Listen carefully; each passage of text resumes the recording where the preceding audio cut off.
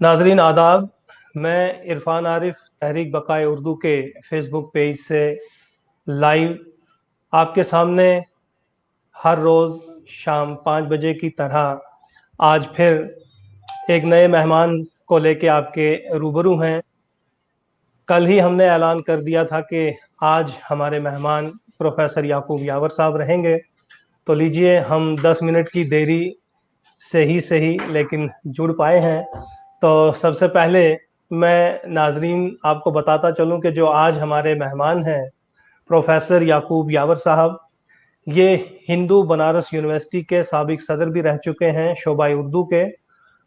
खुद बहैसियत शायर, अदीब, नाकिद, मुहक्किक और बिलखसूस फिक्शन निगार हैं, मुतरज्जिम हैं। बहुत सी मैं कहूँगा कि हमा जहत पहलू शख्सियत हैं। बहुत सी बातें आज आपको सीखने को मिलेंगी, सुनने को मिलेंगी। तो सबसे पहले मैं याकूब यावर साहब आपका इस्तकबाल करता हूँ, आपका खैर मकदम करता हूँ आज के इस प्रोग्राम में। बहुत बहुत शुक्रिया जनाब। जी शुक्रिया। सामीन, जैसा कि आप देख रहे हैं आज हमारे रूबरू हैं आलम बनारसी साहब, भी आपको मुबारकबाद और सलाम पेश कर रहे हैं। तो बहरहाल ये हमारे नाजरीन जुड़ते रहेंगे। सबसे पहले मैं याकूब यावर साहब आपसे यही जानना चाहूँगा कि आपके इब्तदाई तालीमी और तरबियती जो मराहिल हैं ये कब किस शहर में आपने तय किए हैं, और आज आप हिंदू बनारस यूनिवर्सिटी से शायद मैं कहूँगा कि एक नाम है दुनिया में, एक जाना पहचाना, लेकिन आप इससे पहले चूंकि आज उम्र के इस हिस्से पे हैं आपके जहां में इब्तदाई जीने आप कैसे चढ़े हैं जिंदगी के, उसकी तरफ आपको ले जाना चाहूंगा। जी असल में आपने तो मेरी पूरी जिंदगी का ही अहाता कर लिया, और जिंदगी जीना माने पल पल जीना होता है। और ये जो है दास्तान अगर लेके बैठ गए तो फिर समझिए कि ये 1 घंटा कुछ होता नहीं है। बहरहाल ये कि मैं जो है एक नियाज फतेहपुरी का जो फतेहपुर है उस जिले के एक छोटे से गांव कोट का रहने वाला हूँ, और वहाँ मेरी पैदाइश हुई थी और 8वीं क्लास तक की मेरी तालीम वहीं पर हुई थी। इसके बाद मैं बाहर निकला और भोपाल चला गया। भोपाल से मैंने फिर इंटरमीडिएट और बीए और एमए और पीएचडी वगैरह सारा सिलसिला वहीं रहा। और मेरे उस्ताद प्रोफेसर अब्दुल कवी दसनवी साहब थे, उनकी मेरे निगरानी मैंने तरक्की पसंद तहरीक और उर्दू शायरी पर पीएचडी किया। और वहाँ से फिर मुकद्दर मुझे बनारस ले आया और मैं यहाँ आ गया। बनारस में यहाँ पर एक गर्ल्स कॉलेज है, बनारस हिंदू यूनिवर्सिटी से एफिलिएटेड, वहाँ पर पहले मैं आया। तकरीबन 15 साल मैंने वहाँ काम किया और उसके बाद फिर बनारस हिंदू यूनिवर्सिटी में मैं आ गया और रिटायरमेंट तक वहीं रहा। जिस दिन आया वहाँ से प्रोफेसर की हैसियत से आया था और प्रोफेसर और हेड की हैसियत से रिटायर हो गया वहाँ से। तो ये मुख्तसर सी एक दास्तान है जो मुलाजमत के ताल्लुक से है, लेकिन ये जिंदगी जो होती है इतनी सीधी सादी नहीं होती है। ऐसे में कि शौक बहुत बचपन से था, माहौल भी घर का कुछ ऐसे ही मिल गया। मेरे वालिद की एक बहुत अच्छी लाइब्रेरी थी जिसमें मजहबी किताबें ज़्यादा थी और अदबी किताबें बराए नाम। लेकिन मैं उसी ज़माने में कुछ नावल और कुछ शेरी मजमूए पढ़े थे जो मुझे अच्छे लगे थे, और मुझे इतने अच्छे लगे कि मुझे लगा कि मुझे खुद शायरी करना चाहिए। ये मेरे ख्याल में 1 साल की उम्र का मामला है। तो मेरे एक चचा जर्मनी में रहते थे, वो एक जर्मन लेडी से उन्होंने शादी की थी। वो मेरे याददाश्त में पहली बार गांव आ रहे थे, तो उनके इस्तकबाल में मैंने एक नज्म लिखी थी और एक जलसा हुआ था जिसमें मैंने वो नज्म पढ़कर सुनाई थी। अब वो मुझे कुछ याद नहीं कि क्या था, 8-10 साल की उम्र रही होगी। तो चचा ने जब उसे सुना तो मुझे 1 रुपया इनाम तो जरूर उन्होंने, लेकिन बड़ी सख्त तंबीह की कि ये शायरी वायरी के चक्कर में मत पड़ो, تمہاری زندگی برباد ہو جائے گی.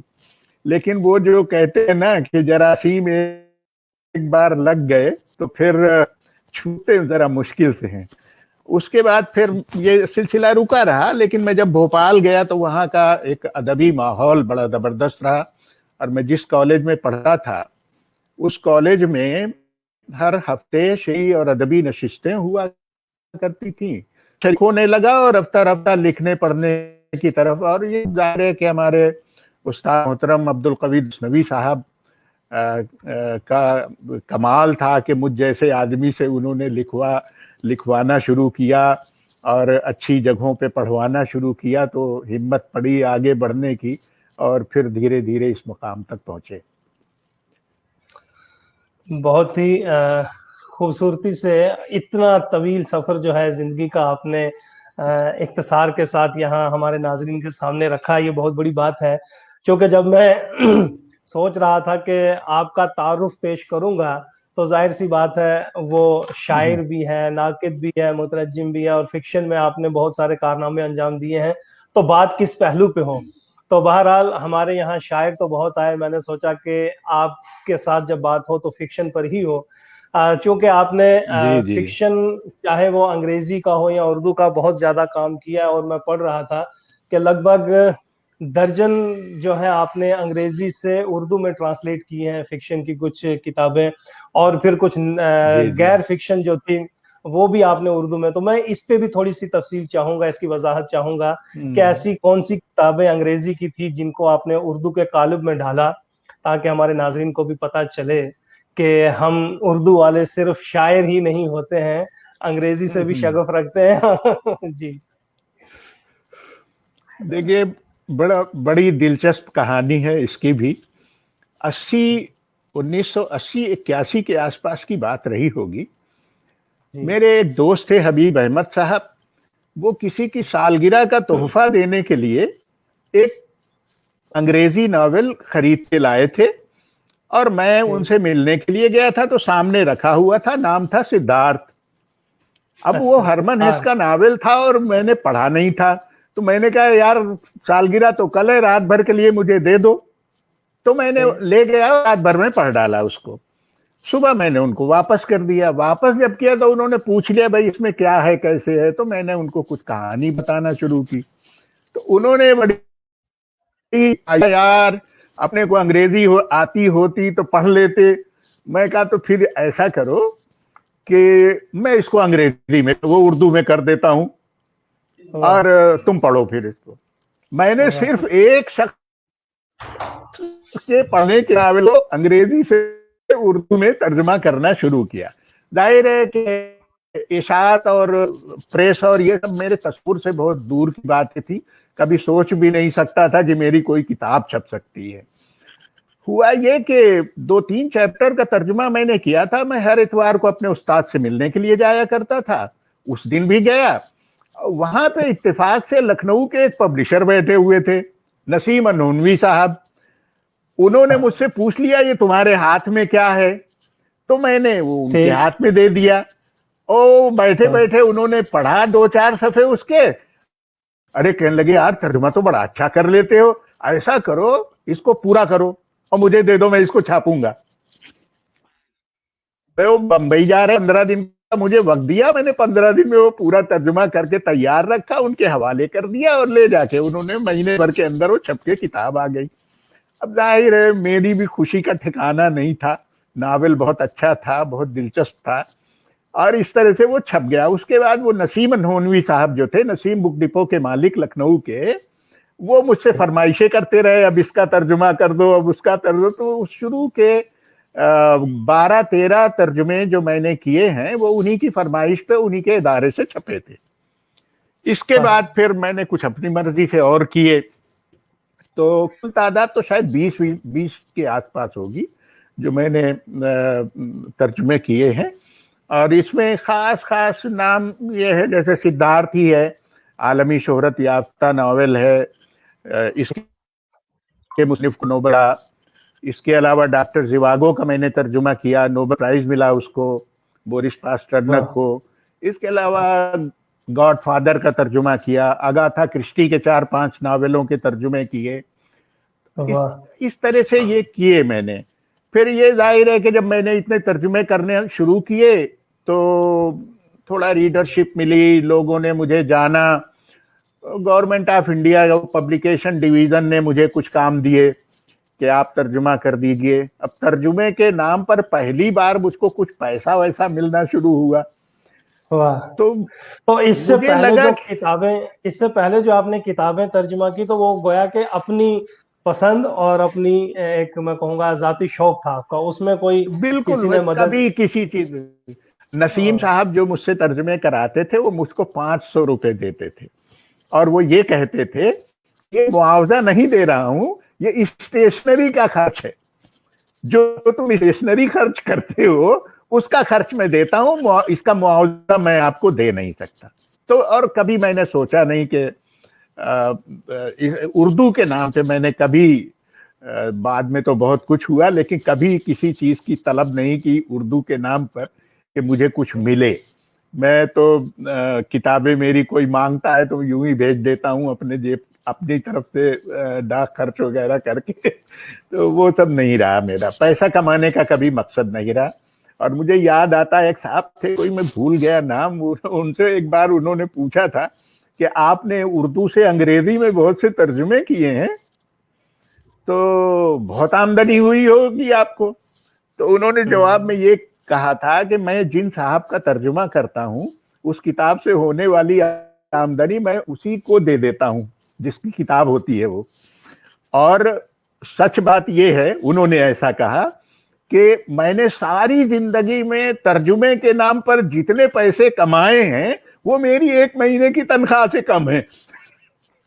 तो अब वो तो खैर जी, वो तो बहुत बड़े आदमी थे और उन्होंने ऐसी बात कह दी, लेकिन मैंने भी शायद तर्जुमे के नाम पे जितने पैसे कमाए होंगे सारी जिंदगी में वो मेरी 1 महीने की तनख्वाह से कम थे।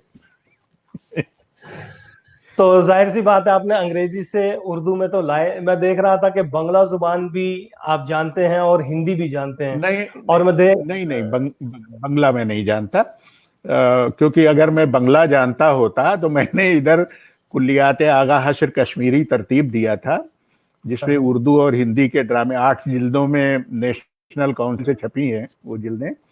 तो उसमें उर्दू और हिंदी के ड्रामे हैं और 2 ड्रामे बंगला के थे जो मैं नहीं तर्जुमा कर सका और वो उस कुल्लियात में शामिल नहीं है। तो मुझे अफसोस है कि मैं बनारस में रहने के बाद भी बंगला नहीं जानता, क्योंकि यहाँ बंगालियों की बहुत बड़ी तादाद रहती है।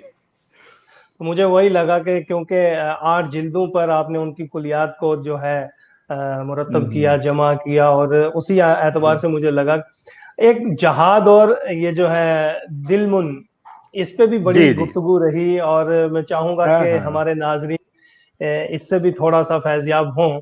दिलमुन तो बहरहाल इंडस वैली सिविलाइजेशन के हवाले से आपने लिखी है, इसका पस मंजर क्या रहा, कैसे आपने लिखी, तो जहाद क्या था, थोड़ा सा अगर इस पे भी रोशनी हो तो फिर हम आज के हवाले से जो हमने मौजू रखा है तो उस पर गुफ्तगू करें। जी, मैं बताता हूँ आपको। असल में ये भी अजीब सी बात है कि मैं नावल की तरफ आया क्यों, नावल लिखने की तरफ क्यों आया। इसमें असल में हमारे जो रसाइल के मुदीरान हजरात हैं वो बहुत जिम्मेदार हैं। मैंने आजिज आकर ये तय किया कि मुझे किसी ऐसी सिन्फ पर मेहनत करना है जिसके लिए मुझे किसी रिसाले के मुदीर के सामने खड़ा ना होना पड़े कि मेरा ये छाप दो वो छाप दो, क्योंकि मेरे हिसाब से उन्होंने मेरी बहुत तौहीन की थी। जिस तरह से मैं भेजता था, जिस तरह से वो जवाब देते थे, अच्छी खासी उम्र होने के बाद भी, तो मैंने फिर उसके बाद कभी रिसालों से कोई रिश्ता रखा नहीं और नावल की तरफ आ गया। तो ये तो एक मामला था। अब नावल में मुझे, जब मैं मिडिल स्कूल में पढ़ता था तब से इंडस वैली सिविलाइजेशन को पढ़ रहे और मुझे ये ज़माना इतना अच्छा लगता था कि उसके बाद मैं बीए तक मेरे पास हिस्ट्री थी और हर एग्ज़ाम में वो सवाल लाजमी तौर पर आता था और वो मैं बड़े मज़े से करता था, मुझे बहुत अच्छा लगता था। तो ये एक जहन में बना हुआ था। तो मैंने بنارس آنے کے بعد ایک پلان بنایا کہ مجھے ایک ناول لکھنا ہے اس موضوع پر، اور اس لیے بھی لکھنا ہے کہ اردو میں اس موضوع پر کسی نے کچھ نہیں لکھا ہے۔ ہندی میں ایک ناول مردوں کا ٹیلا نام سے 1948 سے 52 کے بیچ میں کبھی چھپا تھا، رانگے راگھو تھے آگرہ کے، انہوں نے لکھا تھا، لیکن وہ ظاہر ہے کہ اس وقت موہن جودڑو ہڑپا کی کھدائی ہو رہی تھی، اور اس وقت ان کو جو اطلاعات ملی تھی وہ ناکافی تھیں، اور ظاہر ہے اس میں بہت سی تاریخی غلطیاں ہیں۔ میں نے اس سلسلے میں تقریباً 5 سال تک چیزوں کو تلاش کیا۔ یہاں پر ایک امریکن انسٹیٹیوٹ کی لائبریری ہوا کرتی تھی اس زمانے میں، اب نہیں ہے، تو میں وہاں جاتا تھا اور جو بھی تازہ ترین اطلاعات مجھے ملتی تھی حاصل کرتا تھا، اور پھر میں نے اس کو لکھنا شروع کیا۔ جب میں اس کو لکھ رہا تھا تو میں نے 1 مہینے کی چھٹی لی تھی اس کو لکھنے کے لیے۔ 13ویں دن مجھے لگا کہ ناول مکمل ہو گیا، تو میں نے اس کو وہیں روک دیا، لیکن میرا جو اندر تھا کہ اس کی ضخامت ایسی ہونی چاہیے، اور وہ ابھی کچھ تشنا تھا، تو میرا ارادہ یہ تھا کہ اس ناول کو میں 3 جلدوں میں لکھوں گا۔ اب یہ ہوا کہ دنیا کے کاروبار چلتے رہے، وہ اس کا اگلا پڑاؤ آیا نہیں اور رہ گیا، کیونکہ ملازمت کے جو اپنی مصروفیات ہوتی ہیں وہ لکھنے پڑھنے کے لیے بڑی مضر ہوتی ہیں، تو کر نہیں پایا۔ پھر یہ ہوا کہ ریٹائرمنٹ کے بعد میں نے اس کا دوسرا حصہ ابھی لکھا ہے، ابھی وہ ہندی میں آیا ہے، اور ابھی بس وہ اردو میں آنے والا ہے، ابھی آیا نہیں ہے۔ اس کا نام دھول دیپ ہے۔ دھول دیپ، دھول دیپ یہ گجرات میں ایک علاقہ ہے، دھولا ویرا، اور یہ انڈس ویلی سیویلائزیشن سے متعلق ہی ہے، تو اسی سلسلے کی دوسری کڑی یہ ہے، اور تیسری کڑی بھی انشاءاللہ میں دسمبر میں بیٹھنے والا ہوں، اس کو میں مکمل 3 کر لوں گا انشاءاللہ۔ تو یہ تو انڈس ویلی کی کہانی ہو گئی جو 3 جلدوں میں کچھ ہوئی، کچھ آنی ہے۔ اب اس کے علاوہ میں نے 2 ناول اور لکھے ہیں۔ ایک ناول ہے عزازیل، یہ عزازیل حضرت ابلیس کا اصلی نام۔ تو یہ ناول ظاہر ہے کہ موضوع کے حساب سے، اور کون لکھے گا ناول، کون لکھے گا اس پر، لیکن ہمارے ایک دوست تھے، ہیں مولانا ظفر احمد صدیقی صاحب، ہیں علی گڑھ مسلم یونیورسٹی میں ہیں ابھی وہ، تو ہم لوگ ایک ریفریشر کورس میں گئے تھے، اور کلاس بڑی بورنگ ہو رہی تھی، تو وہاں بیٹھ کے پلان بنایا کہ ابلیس پر کچھ لکھا جائے، کیونکہ ہم جو وہاں پہ لیکچر دے رہے تھے ان کو اسی نام سے مخاطب کر رہے تھے۔ یہ ہوا کہ ہم نے ایک پلان بنایا، ظاہر ہے کہ قرآن میں چند آیتیں ہیں اور بہت کم معلومات ہے اس کے بارے میں، اور ہم نے جب ایک محمود الحسن صاحب کی تفسیر پڑھی، تو اس میں حاشیے میں جہاں سورہ بقرہ میں پہلی بار ذکر آیا ہے کہ ابلیس نے سجدے سے انکار کیا، وہاں حاشیے میں لکھا ہوا تھا کہ ابلیس جنوں میں سے تھا، اور وہ کسی دوسرے سیارے کا رہنے والا تھا، اور وہاں کے لوگ بہت نافرمان ہو گئے تھے، اور پھر یہ ہوا کہ خدا نے حضرت جبریل کی سرکردگی میں ایک لشکر بھیجا، اور انہوں نے اس سیارے کو تباہ کر دیا۔ اس طرح کی ایک بات قرآن کے صفحات میں لکھی ہوئی تھی۔ میرے اندر ایک بہت بڑا سوال یہ پیدا ہوا کہ مولانا کو یہ بات کس نے بتائی، کیونکہ یہ کہانی تو فرضی ہے، لیکن مجھے اس میں فکشن دکھا، اس میں کہانی تھی۔ اب وہ سچ اور جھوٹ تو ایک الگ کی بات ہے۔ تو میں نے جو ہے پھر ایک پلان بنایا، اس موضوع پر جتنی بھی کتابیں دستیاب ہو سکتی تھیں، اچھی بری سب پڑھی، اور زیادہ انگریزی میں کافی میٹر ملا۔ انگریزی میں ایک رائٹر ہے ایرک فون ڈینیکن، جرمن ہے، اس نے تقریباً 7 کتابیں لکھی ہیں جو اس دنیا کے وجود میں آنے کے پہلے کے زمانے سے متعلق ہیں، اس دنیا آدم کی پیدائش کے پہلے، اور اس نے ساری دنیا گھومی ہے اور ساری دنیا کے ڈیٹا جمع کیا ہے، تصویریں جمع کی ہیں، اور یہ ثابت کرنے کی کوشش کی ہے کہ اس دنیا کے بننے سے پہلے بھی، آدم کے پیدا ہونے کے پہلے بھی ایک قوم یہاں آباد ہوا کرتی تھی، اس طرح کی ایک بات۔ اب وہ سچ اور جھوٹ، اور اس شخص کو، اس رائٹر کو ویٹیکن سٹی نے عمر قید کی سزا دے دی تھی، اس لیے کہ وہ کو چیلنج کر رہا تھا۔ بہت عرصہ وہ جیل میں رہا، اور جیل میں سے اس نے ایک کتاب لکھی اکارڈنگ ٹو دا ایویڈنس کے نام سے، جس میں اس نے اپنے آپ کو بے گناہ ثابت کیا اور کہا کہ میں کہہ رہا ہوں کہ خدا فرضی تصور ہے۔ اس کے بعد بھی وہ اسی پہ رہا کہ خدا فرضی تصور ہے۔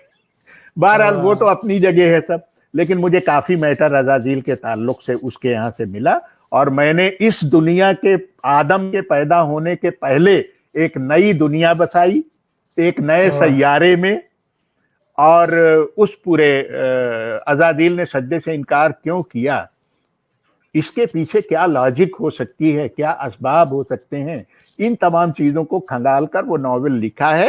اور یہ ناول جس وقت وہ سجدے سے انکار کرتا ہے وہاں ختم ہو جاتا ہے، آدم کی پیدائش کے ساتھ وہ ناول ختم ہو جاتا ہے۔ اب وہ پڑھنے کی چیز ہے کہ کیسے کیا ہوا، مطلب یہ 250 صفحے میں کیا ہے پھر، اگر آدم کے پہلے ہے تو یہ ایک سلسلہ تھا۔ اب رہی بات جہاد کی جو آپ نے کہی، تو جہاد اصل میں معاصر حالات پر ہے۔ اصل میں گجرات میں 2002 کے بعد جو کچھ ہوا، مسلمانوں کا جو قتل عام ہوا، اس سے ظاہر ہے میں سب لوگوں کی طرح میں بھی بہت متاثر ہوا، اور بڑا تڑپا میں کہ بھئی یہ کیا ہو گیا۔ اور اچھی بات یہ تھی کہ اس وقت پریس اور سب لوگ مسلمانوں کی حمایت میں بول رہے تھے، تو یہ میرے جی میں آیا کہ ان حالات کو موضوع بنانا چاہیے جو اس وقت مسلمانوں کے ہیں، اور مسلمانوں کا حوصلہ بڑھانے کے لیے کچھ کرنا چاہیے، کیونکہ سب لوگ بہت نروس ہیں۔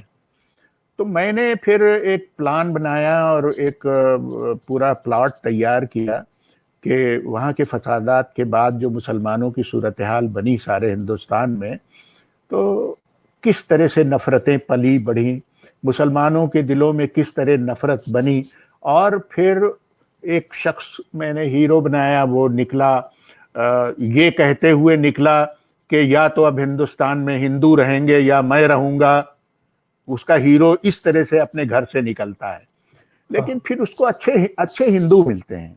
وہ جب گھر چھوڑتا ہے اور پریشان ہوتا ہے، جگہ جگہ ٹھوکریں کھاتا ہے، تو پھر اس کو کچھ ایسے معاونین ملے جو مسلمان نہیں تھے، تو اس کا ذہن تھوڑا تھوڑا بدلنا شروع ہوتا ہے، اور اسی میں پھر بہت طرح کے پیچ و خم آتے ہیں، اور وہ ایک ایسی تنظیم سے وابستہ ہو جاتا ہے جو مسلمانوں کے مفادات کے لیے کام کرتی ہے، اور آخر میں یہ ہوتا ہے کہ اس کو پریسیڈنٹ ایوارڈ ملتا ہے۔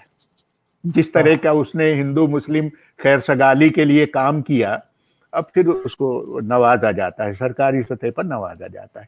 اس طرح کا اس موضوع پر وہ ناول ہے جہاد۔ بہت خوبصورت آپ نے تینوں ناولوں کا جو تجزیہ پیش کیا، یہ ہم جیسے اسکالرز کے لیے بہت اہم ہے۔ اس بیچ میں ہم آگے بڑھیں گے، لیکن میں آپ کو بتاؤں کہ تبو خان ہمارے ساتھ جڑ چکی ہیں، سید سلیم بخاری ہیں، نگار عظیم صاحبہ جو ہیں وہ کہہ رہی ہیں کہ بہت خوب، اس کے بعد صبیہ سنبل صاحبہ آپ کو دیکھ رہی ہیں، ڈاکٹر مشتاق احمد وانی صاحب آپ کو سن رہے ہیں، نصرت علی خان صاحب آپ کو سن رہے ہیں، آفتاب میر صاحب آپ کو سن پا رہے ہیں، زہرا مسکان سن پا رہی ہیں، فیاض خان ہے، گل شان ہے، اس کے بعد ولا جمال مصر سے آپ کو سلام آداب کہہ رہی ہیں، جی راشد نور صاحب ہیں، محمد انعام صاحب ہیں، شاہ نواز چودھری صاحب ہیں، دیگر کچھ اوپر نام چلے گئے ہیں، ہاں احمد صغیر صاحب ہیں، یہ تمام لوگ جو ہیں آپ کو دیکھ رہے ہیں اور آپ کو سلام دعا آداب کہہ رہے ہیں۔ عرفان احمد بھی ہیں، تو ولا جمال صاحبہ کہہ رہی ہیں کہ بہت دلچسپ گفتگو ہو رہی ہے، تو بہرحال اچھا عطا اللہ یتو صاحب جو ہیں وہ بھی سلام کہہ رہے ہیں۔ تو میں باقی ناظرین جو ہمارے ساتھ جڑتے جائیں گے، اور بہت سے کچھ ایسے نام بھی ہوں گے جو میں نہیں لے پایا۔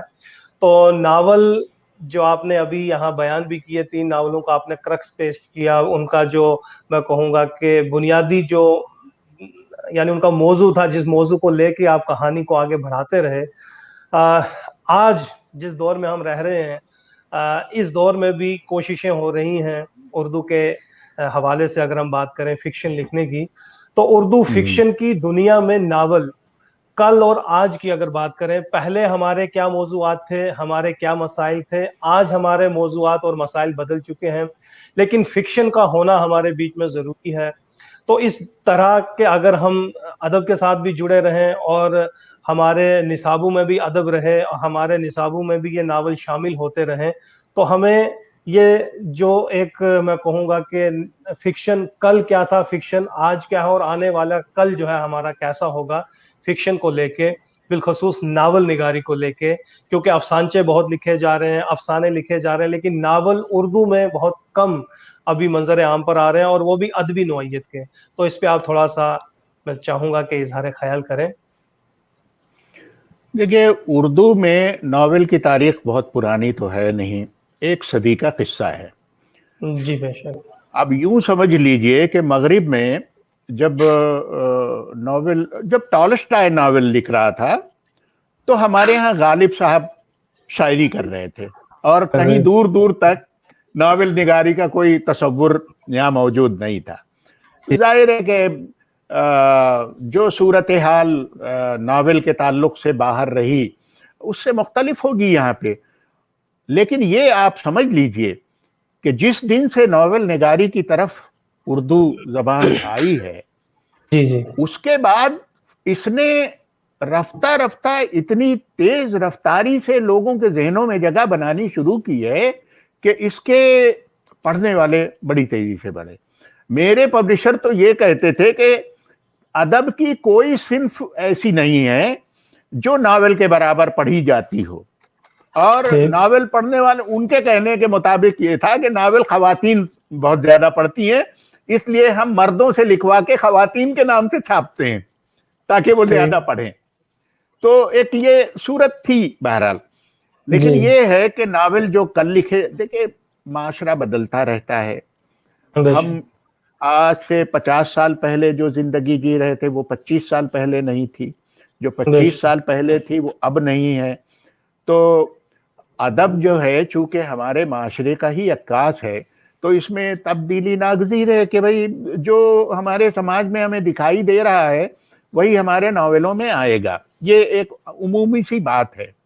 جی لیکن یہ ہے کہ آپ پہلا سوال یہی بنتا ہے کہ پھر آپ کیا کر رہے تھے؟ آپ تو چلے گئے 5000 سال 7000 سال پہلے کی دنیا میں، کیوں ایسے موضوعات کو؟ تو میرا مقصد آپ دیکھیں تو ترقی پسندوں کے زمانے تک، یعنی آپ یہ سمجھیے کہ ناول کی شروعات سے تقریباً آدھی صدی تک ناول بہت مقبول صنف رہی، خوب پڑھے گئے، چاہے وہ پریم چند ہو اور چاہے ہمارے ترقی پسندوں کے سے متعلق ناول نگار ہوں۔ لیکن 1960 کے بعد کچھ ایسا ہوا کہ ایسی تحریریں وجود میں آنے لگی کہ ہر قاری کو یہ لگنے لگا انہیں پڑھ کر کہ میں جاہل ہوں، میری سمجھ میں کچھ نہیں آتا ہے۔ میں نے خود یہ اسی وجہ سے ہوا ہوگا کہ یہ جو اردو میں بالخصوص اگر ہم ناول کی ہی بات کریں، شاعری میں بھی ہوئے تجربے، یہ جو تجربات ہوتے رہے، چاہے وہ شاعری میں تھے یا ہمارے ناول نگاری یا افسانہ نگاری میں تھے، چاہے وہ اسٹریم آف کانشیسنس، شعور کی رو جیسا تجربہ قرۃ العین حیدر نے کیا، اور آپ بھی یہ جو لکھ بیٹھے ہیں جس میں انڈس ویلی کو آپ لے کے آئے ہیں، تو ان میں بھی یہ جو تجربات ہوئے، انہوں نے تو شعور کی رو کو مطلب لے کر کافی چرچا میں رہیں، چاہے وہ سجاد صاحب تھے۔ تو یہ جو تجربات کے بنا پر ناول کہیں مجھے لگا، یا ہماری کہانی جو ہے ہمارے قائرین سے، ہمارے جو ریڈرز تھے ان سے نکل گئی۔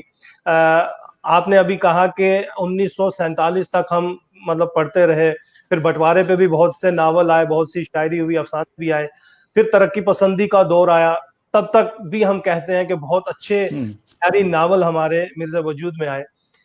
1960 کے بعد جسے ہم جدیدیت کہتے ہیں، پھر 70 اور 80 کے بعد تو ماں بعد جدید دور شروع ہوا ہے، لیکن اس بیچ میں کہانی بدستور جاری رہی، لیکن کہانی پن غائب رہا۔ اس کی وجہ جیسے آپ کہتے ہیں کہ پڑھنے والا ہی خود کو پاگل سمجھنے لگا کہ میں اس کے کہے ہوئے کو سمجھ کیوں نہیں پا رہا ہوں۔ تو کہیں ایسا تو نہیں کہ ان تجربات نے ہمارے ادب کو کافی نقصان پہنچایا؟ دیکھیے یہ زمانہ جو ہے بڑا عجیب غریب ہے، میں تو کسی اور ہی نتیجے پر پہنچا تھا جس کی بہت تفصیل سے میں بات یہاں نہیں کرنا چاہوں گا، لیکن یہ ہے کہ گوپال متل کی اگر بات مانی جائے تو ترقی پسند تحریک ایک سازش تھی، جیسے کہ ان کی ایک کتاب بھی ہے، اور اگر ترقی پسند تحریک ایک سازش تھی تو جدیدیت اس سے دگنی بڑی سازش تھی۔ ترقی پسندوں نے اردو کو اتنا نقصان نہیں پہنچایا جتنا جدیدیوں نے پہنچایا، بے شک بے شک، اور جدیدیت کا سب سے بڑا نقصان یہ ہے کہ انہوں نے قاری کو ڈنڈے مار مار کر بھگا دیا۔ اور میں جب اس دنیا میں آیا تو میرا اکلوتا مقصد یہ تھا کہ مجھے قاری کو دوبارہ لوٹا کے لانا ہے، دلچسپی ایسی پیدا کرنا ہے کہ انہیں لانا ہے۔ میں نے شروع میں کچھ کہانیاں لکھی، بعد میں کہانیاں لکھنا میں نے چھوڑ دیا، اور کہانی میں نے اسی طرح کی لکھی ہے جیسے اس زمانے میں لکھی جاتی تھی، قمر احسان اور یہ وہ جو کسی کے پلے پڑے نہ پڑے لیکن میرے قلم سے لکھ گئی۔ تو یہ سب ہوا اس زمانے میں، لیکن یہ بات میری سمجھ میں بہت جلدی آ گئی کہ نہیں، یہ قاری کے ساتھ دھوکہ ہے، اور بنا قاری کے کوئی ادب زندہ نہیں رہ سکتا، اور قاری کو منا پھسلا کے پھر سے واپس لانا ہے۔ تو میں نے وہ تمام فلسفے، وہ تمام جو دانشوری اور وہ تمام عقل مندی کو ایک طرف رکھا کہ مجھے سب سے پہلا کام یہ کرنا ہے کہ ناول کو دلچسپ بنانا ہے، ان تمام موضوعات پہ لکھنا ہے جو قاری کے دلچسپی کے ہوں، اور اسے ایک بار پھر سے مجھے اردو ادب کی، اردو ناول کی وہ جھلک دکھانا ہے جو اس کو دلچسپ لگے، جو اس کو دلکش لگے، اور وہ ایک بار پھر سے کتابوں کی طرف متوجہ ہوں۔ لیکن مشکل یہ پیش آئی کہ اس زمانہ اتنی تیزی سے بدل گیا کہ مجموعی طور پر ساری دنیا میں ساری زبانوں کی لیڈرشپ غائب ہونے لگی، تو اردو اکلوتی زبان نہیں رہی اب۔ تو لوگوں کو اب یہ جو پروگرام آپ کر رہے ہیں اس لیے کر رہے ہیں کہ لوگوں کو پڑھنے سے زیادہ دیکھنے میں دلچسپی ہے۔ تو اب کیا ہے کہ اب یہ ہے کہ بھئی ناول لکھا جا رہا ہے تو اگر اس کا ویژول بن جائے تو لوگ زیادہ دلچسپی سے اس کو دیکھ پائیں گے، اور کچھ لوگ اپنا کوشش کر بھی رہے ہیں اس سلسلے میں، لیکن ہر آدمی نہیں کر سکتا۔ میرے پاس تو قلم ہے، میں تو اتنا ہی کر سکتا ہوں جتنا مجھ سے بنتا ہے، لیکن میرا جی چاہتا ہے کہ جو دنیا میں تبدیلی آئی ہے، اور بھئی ادب کا مطلب کیا ہے؟ ادب کا مطلب یہ ہے کہ قاری تک بات پہنچنا، اور قاری اگر اس سے متاثر ہوتا ہے تو معاشرے میں کچھ تبدیلی کے امکانات پیدا ہوتے ہیں، اور اگر وہ متاثر نہیں ہوتا، اسے گھبراتا ہے، اس کے پاس جانے سے کتراتا ہے، تو پھر کوئی اس کا سماج پہ امپیکٹ پڑنے کا کوئی سوال ہی نہیں پیدا ہوتا ہے۔ تو آپ نے جو بات کہی کہ مقصد میرا کیا تھا، تو میرا مقصد یہی تھا کہ میں روٹھے ہوئے قاری کو اردو کی طرف دوبارہ لاؤں۔ اور مجھے ایک بات یہ بھی میرے ذہن میں ہمیشہ رہی ہے کہ اس وقت ادبی موشگافیوں کے جگہ زبان کی ترویج و اشاعت زیادہ اہمیت رکھتی ہے۔ اگر زبان زندہ رہی تو باقی سب کچھ تو میں نہیں کروں گا تو میرے بعد میں آنے والا کر لے گا، لیکن اگر زبان رخصت ہو گئی، جس کے چاروں طرف سازشیں ہو رہی ہیں، ہر طرح کی باتیں کرتے ہیں لوگ، میں مایوس بالکل نہیں ہوں، اور میں چونکہ ٹیچنگ سے وابستہ رہا ہوں اور میں جانتا ہوں کہ ابھی اچھی خاصی دلچسپی ہے بنارس ہندو یونیورسٹی، جو بالکل اردو کا علاقہ نہیں ہے بنارس، لیکن میں نے یہ دیکھا ہے کہ ہمارے ہاں جس دن سرٹیفکیٹ کورسز شروع ہوئے، تقریباً سمجھیے 250-300 اسٹوڈنٹس اس میں آنا شروع ہو گئے، اور یہ اس میں 75 سے 80% غیر مسلم لوگ ہوتے ہیں۔ اتنا اشتیاق ہے لوگوں کے اندر اردو پڑھنے کا، انہیں سہولت نہیں ملتی ہے، ان کے پاس وقت نہیں ہوتا۔ اگر ان کے حساب سے اردو ان تک پہنچ جائے تو وہ میرے خیال میں اردو بڑے شوق سے پڑھیں گے۔ تو بہرحال مجھے بڑی حد تک کامیابی ملی، اور ہم نے یہاں پہ اس طرح کا ایک پلیٹ فارم بھی بنایا تھا हिंदी डिपार्टमेंट के इश्तिराक से कि हम लोग मिल के प्रोग्राम करें। हिंदी वाले फैज़ पे प्रोग्राम करते थे, गालिब पे प्रोग्राम करते थे, और हम लोग हिंदी के मुसन्निफिन पे प्रोग्राम करते थे। इस तरह का एक सिलसिला हमने शुरू किया था जो बहुत कामयाबी से चला। और सच पूछो तो मैं जरूरत मैं जितनी बिल्कुल बिल्कुल जरूरत भी इसी तरह के प्रोग्राम्स मुनक्किद करने की है। और मैं देख रहा हूँ हमारे यहाँ उर्दू वाले जो हैं वो सारे के सारे इस वक्त हिंदी में पढ़े जा रहे हैं, चाहे वो असमत चुगताई हो, मंटू हो, कृष्ण चंद्र हो, यहाँ तक कि बिल्कुल जदीद तरीन शायर हो। अगर कोई नावल हमारा आ जाता है तो वो महीने के अंदर अंदर हिंदी में दस्तयाब हो जाता है। शायर कोई हिंदी वालों ने नहीं हमारा छोड़ा, अदीब हमारा कोई भी हिंदी वालों ने नहीं छोड़ा, क्योंकि हिंदी की रीडरशिप बहुत है। उर्दू में हिंदी का मवाद बहुत कम आ रहा है, अंग्रेजी का मवाद बहुत कम आ रहा है। आपने मेहनत की, आपने 8-10 बल्कि 15 किताबें जो हैं अंग्रेजी की उर्दू तक पहुंचाई। तो हमें आइंदा के लिए भी इस तरह के कुछ लाए अमल तय करने चाहिए कि जो हिंदी की बेहतरीन किताबें हैं, हिंदी के बेहतरीन शायर हैं, वो उर्दू में पढ़े जाने चाहिए। इससे पहले कि हम आगे गुफ्तगू करें, वसी बख्तियार भाई बार बार कह रहे हैं कि मेरा सलाम जरूर पहुंचा दीजिए।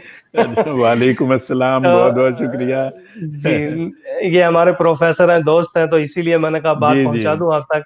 नुसरत अली खान काजी साहब आपको सलाम कह रहे हैं, परवेज मलिक ज़ादा आपको कह रहे हैं सलाम, अनीस जावेद साहब हैं, मुबारक हुसैन साहब हैं, वला जमाल साहिबा तो कह रही हैं बहुत दिलचस्प गुफ्तगू हो रही है। तो बहरहाल ये सारी बातें हैं। इस बीच में हमें क्योंकि मुश्ताक अहमद वानी खुद भी फिक्शन राइटर हैं, तो वो कह रहे हैं कि मैं जानता हूँ, बहुत अच्छी तरह जानता जी, तो मैंने पढ़ लिया, वो जो आप कहने वाले हैं मैंने पढ़ लिया है अभी। तो ये नावल रूबा जवाल क्यों हो रहा है, जबकि आप इस वक्त नावल नवीस मेरे सामने हैं। और मैं वही कह रहा हूँ कि नावल कल और आज, कल यानी प्रेमचंद था, तो क्या हमें आज भी प्रेमचंद की जरूरत है? प्रेमचंद जैसा लिखना जरूरी है? आज का मुआशरा, आज हम कहते हैं कि अदब मुआशरे का आकाश होता है, तो आज जैसा मुआशरा है वैसा ही लिखा जा रहा है, लेकिन हम कबूल नहीं कर पा रहे हैं। इसमें क्या है? मतलब प्रेमचंद के मुआशरे को हम कबूल करते हैं, आजकल का मुआशरा जो है ये अगर कोई लिखने बैठ जाए तो हम उसे कबूल नहीं कर पाते हैं। इसमें आप बहैसियत एक नावल नवीस क्या अपना? देखिए, मैं इस बात को नहीं मानता कि नावल की मकबूलियत में कोई कमी है या ऐसी कोई बात नहीं है। और अब दूसरों तो मैं अपनी बात करता हूं कि किसी भी किताब से तकरीबन 50 किताबें मेरी आ चुकी हैं मुख्तलिफ मौज़ूआत में। किसी भी किताब से कोई माली मुनफ़ियत मुझे कभी नहीं हुई, लेकिन मेरे नॉवेल दिलमुन से मुझे माली तौर पर फायदा पहुंचा। अब ये समझिए कि उर्दू में उसके 3 एडिशन 1997 में पहली बार छपा, उर्दू में उसके 3 एडिशन छप चुके हैं, जिसमें से एक पाकिस्तान से छपा। अंग्रेजी में उसके 2 एडिशन छप चुके हैं 2 साल के अंदर, और हिंदी में उसके 2 एडिशन छप चुके हैं। मैं कैसे मान लूं कि साहब नहीं पढ़ने वाले हैं लोग या उसकी मकबूलियत में कोई कमी आ रही? ऐसी कोई बात नहीं है। और अगर आप ये बात कहते हैं कि नावल को पढ़ने वाले कम हुए हैं या कोई है, तो मुझे उस सिन्फ का नाम बताइए जिसके पढ़ने वाले ज्यादा हुए हैं। उर्दू की किसी भी सिन्फ का नाम लीजिए जिसमें पढ़ने वालों में इजाफा हुआ हो। क्या शायरी? नहीं, शायरी कोई नहीं पढ़ रहा है अब। शायरी अदब की सबसे रिफाइंड शक्ल है, लेकिन शायद हमारे पास फुर्सत नहीं है अब उसमें अपना दिमाग लगाने और ये कि उसके गहराई तक जाने की फुर्सत नहीं है हमें। नॉवेल में ऐसा कुछ होता नहीं है। नॉवेल में आपने पढ़ा और जो कुछ भी लिखा है वो फौरन आपके अंदर उतरती है चीज, और समझने में देर नहीं लगती कि आपने क्या पढ़ा, क्या, यानी उसमें बहुत ज्यादा गौर फिक्र की जरूरत नहीं होती। तो मुझे लगता है कि जबान की तरवीज के एतबार से अगर देखा जाए तो उर्दू अदब में नॉवेल के अलावा कोई सिन्फ है ही नहीं। आप गौर कीजिएगा मेरी इस बात पे कि नॉवेल अब भी ऐसी सिन्फ है। अब देखिए, इब्ने सफी को याद कर लीजिए एक बार, जिनके बारे में ये मशहूर है कि इब्ने सफी को पढ़ने के लिए लोगों ने उर्दू सीखी थी। तो नॉवेल में तो इतनी ताकत है। अब आप उन्हें घटिया कह दो, کمزور کہہ دو، یہ سب بکواس ہے. اصل چیز یہ ہوتی ہے کہ وہ کون سی صنف ہے جو قاری کو متاثر کرنے کی صلاحیت رکھتی ہے. میں کہتا ہوں وہ صنف آج کے زمانے میں ناول ہے جو قاری کو متاثر کرتی ہے اور کر سکتی ہے. واہ. مہجبین غزل انصاری صاحبہ امریکہ سے دیکھ بھی رہی ہیں اور آپ کو کمنٹ بھی کیا ہے کہ لوگ آج کل بیٹھ کر پڑھنا پسند نہیں کرتے ہیں. جیسے آپ نے کہا کہ بس ان کو ایک تصویر دکھائی جائے، ایک فلم دکھائی جائے تو اسی سے ان کا تاثر پوچھا جائے کہ بتائیں یہ فلم کیسی ہے. لیکن فلم بننے سے پہلے وہ لکھی جاتی ہے تو باہر کا لکھا ہوا لوگ پسند نہیں کرتے ہیں. تو یہ بہت بڑی بات آپ نے اشاروں میں پہلے ہی کہہ دی تھی کہ ہمارے جو ریڈرز ہیں، جو قاری ہیں ہمارے، وہ اس وقت پڑھنا پسند نہیں کر پا رہے ہیں کیونکہ اتنی تیز رفتاری میں یہ دنیا آگے بڑھتی جا رہی ہے. ان کا ساتھ کون دے؟ وہی آپ نے کہا کہ شاعری بھی نہیں، کیونکہ شاعری میں وہ کہیں نہ کہیں اپنے آپ کو محظوظ کرنے لگتے ہیں، ایک حز محسوس کرتے ہیں. لیکن اس تیز بھاگتی دوڑتی ہوئی دنیا میں ناول بھی اتنا اختصار طلب تو ہے نہیں. اس کے اندر بھی یعنی قصے کے اندر قصہ، کہانی کے اندر کہانی کہیں نہ کہیں جڑی ہوتی ہے جو شاید قاری کو اس تجسس کی طرف لے جاتی ہے کہ اب اس کے بعد کیا ہوگا. تو شعر میں ایسا ہے نہیں. لیکن یہ جو نئی اصناف ہمارے سامنے آتی جا رہی ہیں، چاہے وہ افسانہ ہے یا افسانچہ ہے، تو یہ بھی فکشن کے ہی زمرے میں ہے. اس پر بھی آپ تھوڑی سی نظر دیں کہ کیا یہ وقت کی ضرورت ہے یا ہمیں پھر سے اسی روایات کی طرف جانا چاہیے جو ہمارے پہلے لکھ چکے ہیں.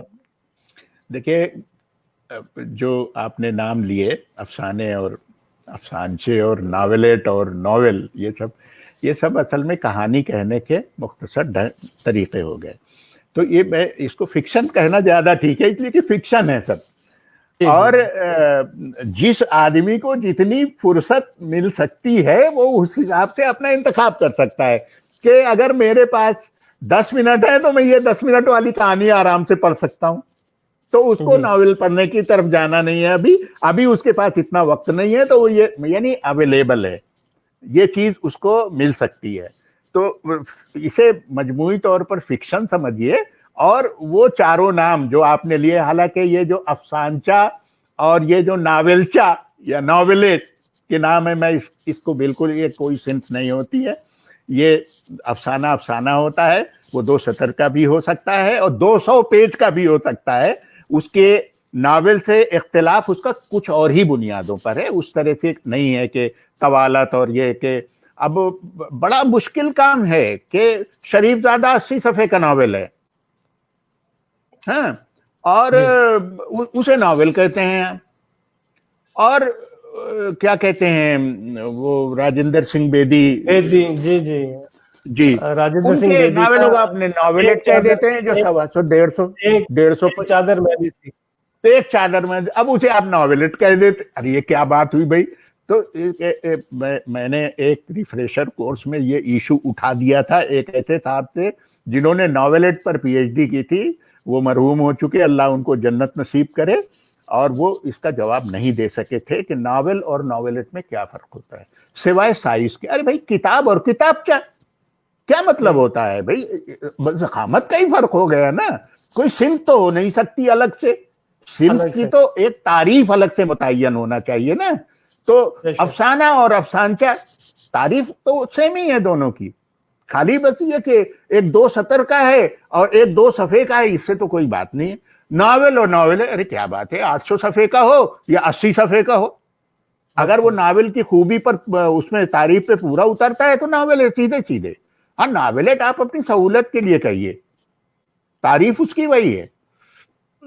گویا کہ اپنی سہولت کے لیے ہم نے افسانے سے افسانچہ نکال لیا اور ناول سے ناولٹ نکال لیا. ہاں، یہ صنف نہیں ہے، یہ صنف نہیں ہے. بے شک. ہم بھی دیکھ رہے ہیں افسانچے کے نام سے بھی لطیفے آ رہے ہیں. مطلب ہمیں بھی کبھی کبھی اچنبا ہو جاتا ہے کچھ ایسے جملے کہ یہ افسانچہ ہو گیا. تو بہرحال بہت ہی لیکن آج کی جو ہمارے ریڈرشپ ہے، آج کی ہماری ریڈرشپ ہے، یہ آج بھی وہی روایات دیکھنا، سننا، لکھنا، پڑھنا پسند کر رہی ہے جو پریم چند کے ہاتھوں، جو سدرشن کے ہاتھوں نکلی ہے، جو سہیل عظیم آبادی کے ہاتھ سے نکلی ہے.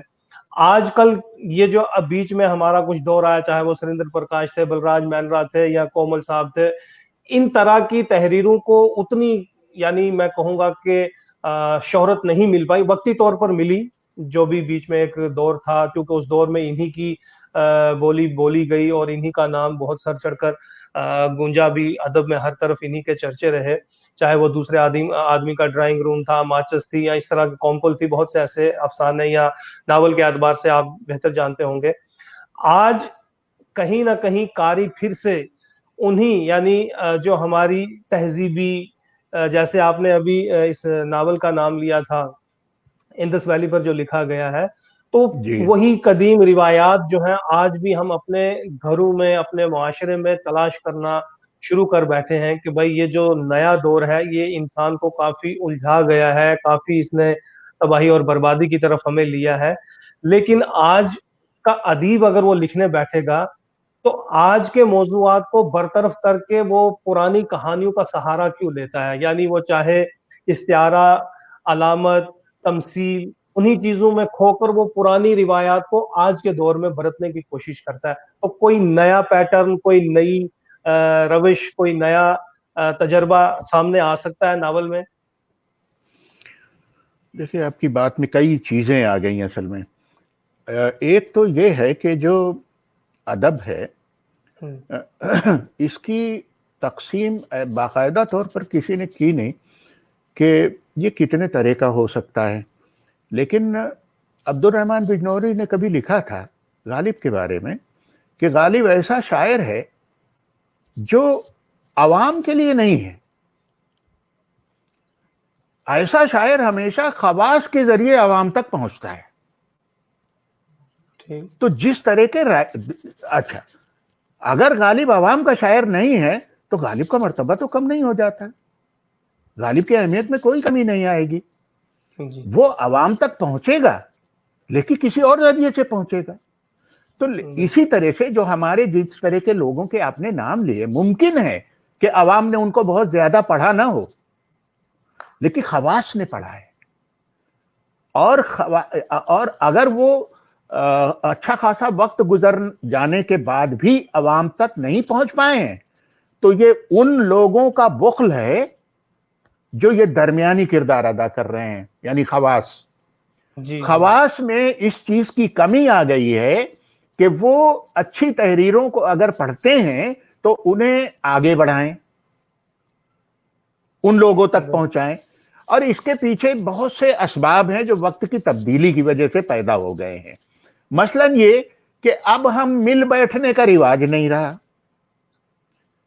ابھی ہم اپنے جوانی تک، اپنے بچپن میں یہ دیکھتے تھے کہ ہم نے کوئی کتاب پڑھی ہے، دوستوں میں بیٹھے ہیں، کتاب پر بات کرتے ہیں، اس نے بھی پڑھی، میں نے بھی پڑھی، اپنی بحث بھی ہو رہی ہے، باتیں بھی ہو رہی ہیں، اور ظاہر ہے 4 آدمی سننے والے بھی بیٹھے۔ اب اس طرح کا تصور دھیرے دھیرے ختم ہوتا جا رہا ہے۔ تو کیسے ممکن ہو پائے گا کہ وہ چیزیں جو خواص کو پسند آتی ہیں وہ عوام تک پہنچیں گی؟ کیسے پہنچیں گی؟ نہیں پہنچیں گی۔ تو اس کے اچھا فضا بظاہر بھلے مایوس کن دکھائی دے رہی ہو، دیکھیں ایک چیز سمجھ لیجئے اچھی طرح سے کہ یہ جو ویژول کی دنیا ہے، دیکھنے کی دنیا ہے، اس کی زندگی بہت نہیں ہے۔ اصل میں کیا ہے کہ ہم جو دیکھتے ہیں اس میں ہمارا تصور کام نہیں کرتا ہے، ہمارا امیجنیشن بہت زیادہ کام نہیں کرتا ہے، بہت معمولی کام کرتا ہے۔ لیکن جب ہم پڑھتے ہیں تو ہمارا مثلا کہ جب ہم کفن پڑھتے ہیں اور جب کفن کو دیکھتے ہیں، ظاہر ہے اس پہ وہ بن گیا ہے، دیکھتے ہیں، دونوں میں کیا فرق ہے؟ جب ہم کفن پڑھتے ہیں تو ہم آلو بھونتے ہوئے باپ بیٹے کو جب پڑھتے ہیں تو ہمارے تصور میں ایک جھوپڑی بنتی ہے جس کے اندر سے کوئی آواز آتی رہتی ہے، باہر ایک الاؤ جل رہا ہے جس میں یہ سب ہم امیجن کرتے ہیں، بناتے ہیں، اور جب اس کی تصویر بن جاتی ہے تو اصل میں کریٹیو آدمی تو وہ ہے جس نے تصویر بنائی ہے، وہ آپ کی کریٹیوٹی کو متحرک نہیں ہونے دے رہا ہے۔ اور آپ سمجھ لیجئے کہ کفن کو پڑھنے کے بعد جو تصور میرے ذہن میں ابھرا ہوگا وہ تصور کسی اور کے ذہن میں ابھرے ضروری نہیں ہے۔ वो बिल्कुल इनफिरादी होता है।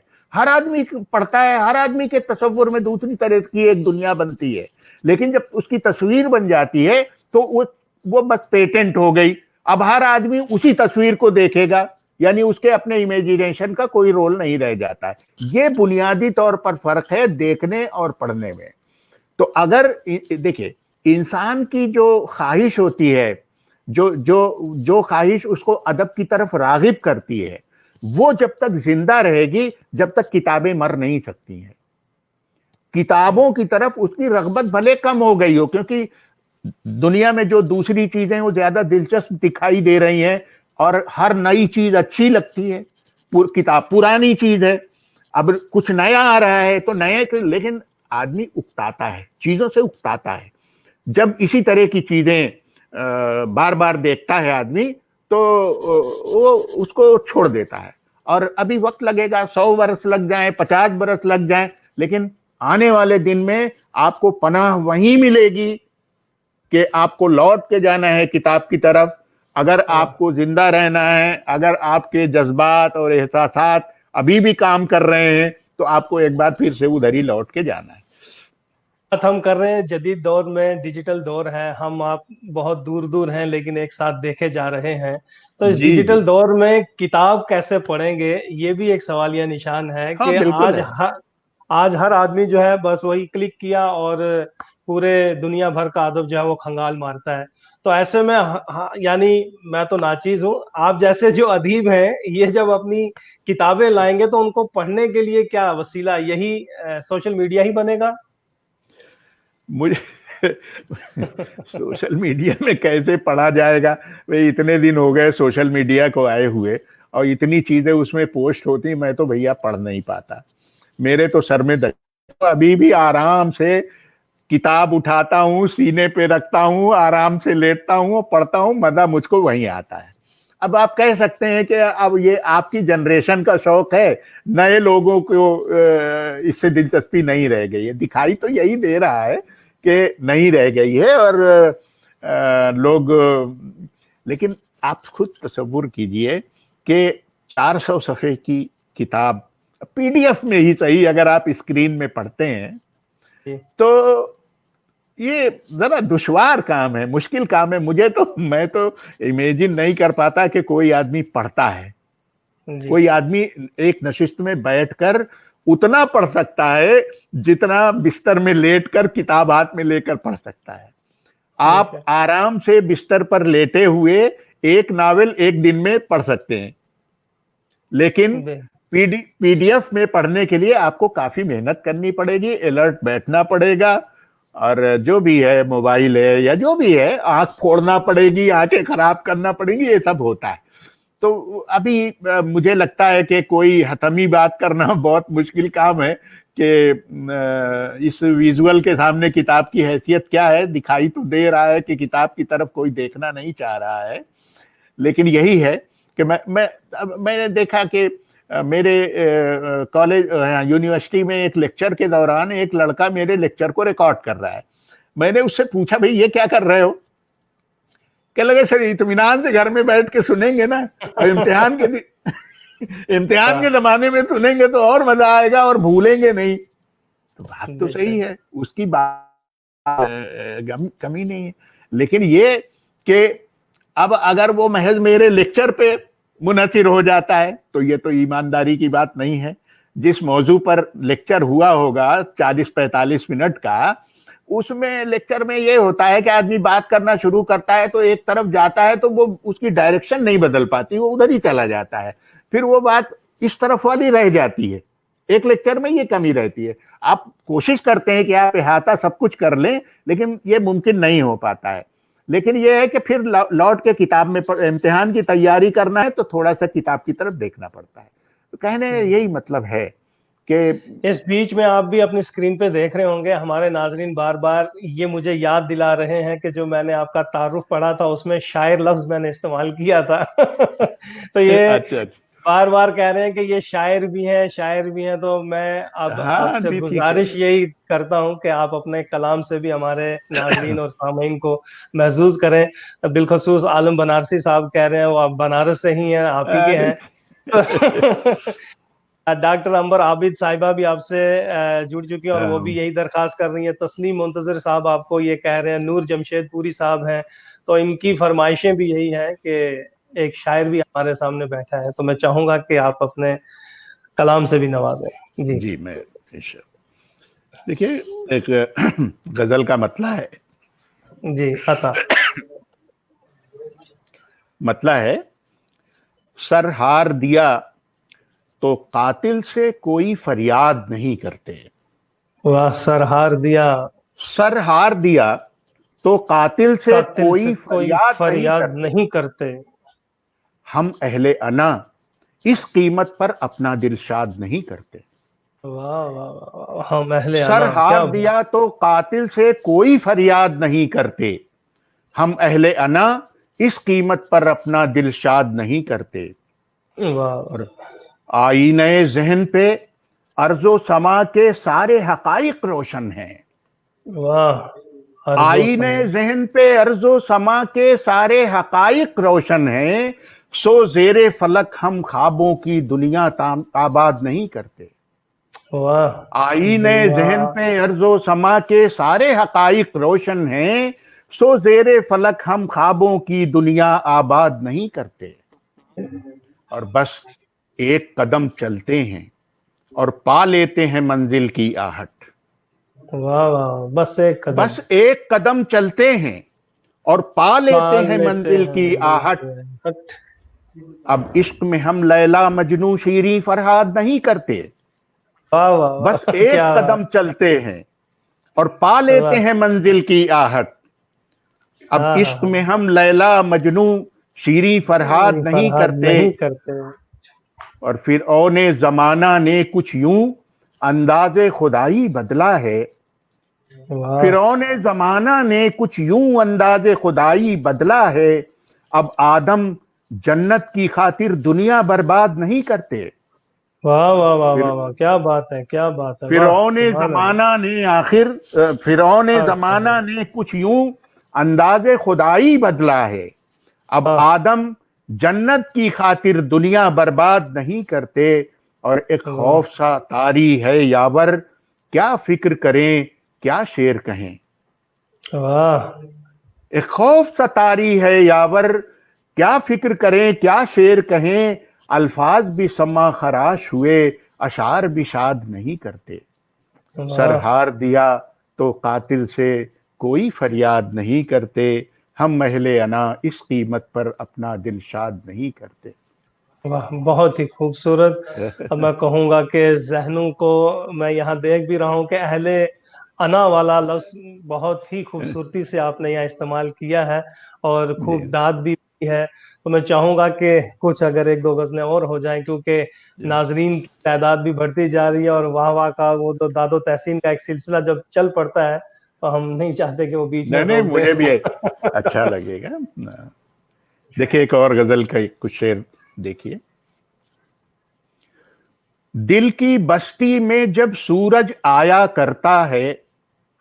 वाह, दिल की बस्ती में जब सूरज आया करता है, वाह, दिल की बस्ती में जब सूरज आया करता है। तेरा तसव्वुर बादल बनकर साया करता है। क्या बात, दिल तेरा की तसव्वुर, बस्ती में जब सूरज आया करता है।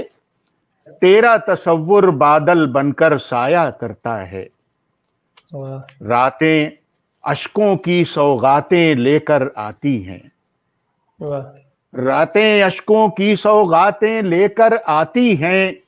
दिन भी जख्मों के गुलदस्ते लाया करता है। क्या बात है, क्या बात है, वाह रातें अश्कों की सौगातें लेकर आती हैं। दिन भी जख्मों के गुलदस्ते लाया करता है। और अपने माजी पर जब हम इतराया करते हैं। हाँ हाँ, अपने अपने माजी पर माजी जब, पर जब हम इतराया करते हैं, तब मुस्तकबिल खतरे में पड़ जाया करता है। क्या बात है, क्या अपने बात माजी है, वाह, पर जब हम इतराया करते हैं, तब मुस्तकबिल खतरे में पड़ जाया करता है। बेशक और बेशक बेशक, जिसके होठों पर सच्चाई नाजा रहती थी। ہاں ہاں ہاں، جس کے ہونٹوں پر جس کے سچائی ہونٹوں نازا پر رہتی تھی. سچائی نازاں رہتی تھی، سڑکوں پر اللہ کی قسمیں کھایا کرتا ہے. ہاں ہاں ہاں ہاں. جس کے ہونٹوں پر سچائی نازاں رہتی تھی، سڑکوں پر اللہ کی قسمیں کھایا کرتا ہے.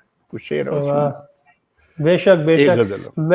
میں دیکھ رہا ہوں میں کس کس کی داد و تحسین آپ تک پہنچاؤں. بس جتنے بھی ہمارے ساتھ جڑے ہیں وہ واہ واہ سبحان اللہ، عمدہ شاعری. اور یہاں تک میں دیکھ رہا ہوں کہ یعقوب صاحب نے دانشوری کو شاعری بنا دیا ہے. واہ. او بھائی، تو لوگوں کی محبتیں ہیں بھائی. جی.